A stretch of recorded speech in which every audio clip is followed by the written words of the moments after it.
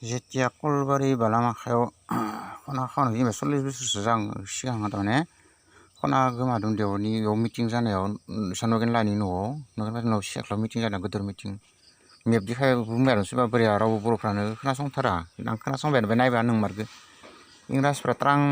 Marina दोन्दोंमोन आं बेखौनो इयाव मानसिनि मेप रखम जायोनो हिनजाव मानसि आथिङा पारसायाव खानाया ओरै दैमा रखम जायोनो दुदु फैना आरो नलबारि बिमा माने सानजा मोखां जायो बर'फ्रा जात्राय सानजा मोखां जानानै हालेवनानै जा बाथौ सिबिनानै जा इयो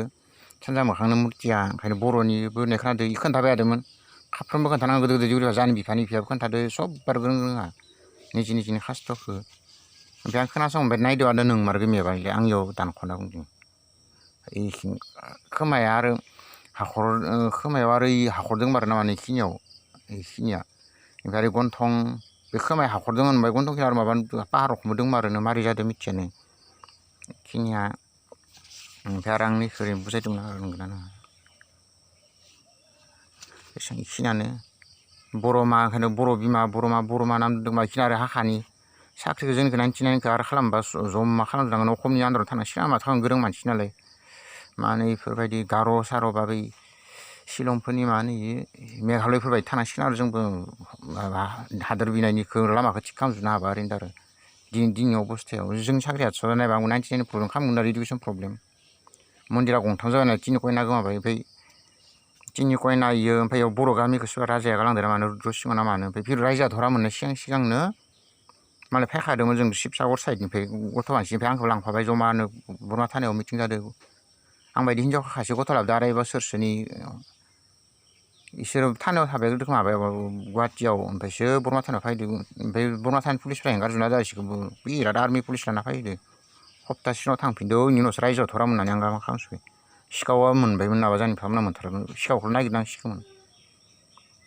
तिलक बिफाना माखौ ओमफ्राय बिदिनो तिलक लगायनाय आरो बुथारा जाबाय बर' मानसि दाम खम लायो होननायखौ लिंहरबाय दाम गोसानिखौ लिंहरासै खाथिनि सिखाव बोराया आरो निजेखौ बासायनो थाखाय सोरबा सुरुसि उजिर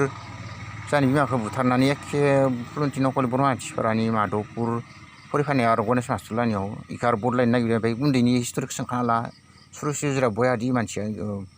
जों बायदिनो बया ओंखायनो बयाखौ मावगोन होननानै ओमफ्राय फायमारदोंबा सुरुसि उजिर गथ'जों फरिजाबनाय जानि बिमानि ओमफ्राय हिस्ट'रि खोन्थासोंना लाग्रोबाय इनि फल' खालामनो हागोन नोंखौ आसलि फुनथिंगोन होननानै बिराद जानि बिफाया आरो उनाव सोरबा रामदास बर'नो बाखि 7टा थिंलिखौ हैफिननो नागिरबाय रायजोफोरखौ लाफिनजायैनि पुलिस अफिसाराव लाफिनजायैनि इनो हैनो जगार खालामजों गावलाय आग्ला हानि उग्राव सोना होनाय बरमा थाननो सोना होदोंमोन आरो इयो रामदास बर'दो रायज्लायनानै ओमफ्राय इनि थ्रयै हरनो रायजोनो हैफिननो रावबो लायाबाबो होननानै जगार खालामसोदो हैनोनो हैजोबदो खोमा आरो उनाव रावदोबो लाजायैनि माखासे बर'फ्राथ' बुजिया नालाय बेफोर अर्थ'खौ पलिटिक्सनि मा अर्थ' सिखाव खिन्थु रायजोनो हानो आरो इना माबा खालामदो बेखिनियानो इलाय मानसिनि मुर्ति दं मेपआबो बेखिनियानो जानि बिफानाव थैनांगौसो लांगां मांगां खोन्थाथाव गथ' मानसिया मानबायनायसिम 1.5 बोसोरसोनिफ्रायनो जात्रायबो खोमासिनो रायलाय गिबाय थादों आं मोसौ जायोनो माबा आग्लानिफ्राय सोलिबाय थानायमोन खोमा 20-40 बोसोर आवगायनिफ्राय रायजोनि बैरानि 14 बोसोरसोनिफ्रायनो दांना इनिफ्रायनो सोलिबोनाय हिनजाव खोन्थाबाय थायोमोन आङो दांना लाफ्लांबायलै माफ्राय एथ' खालामबाय खोमा मिथिखानानै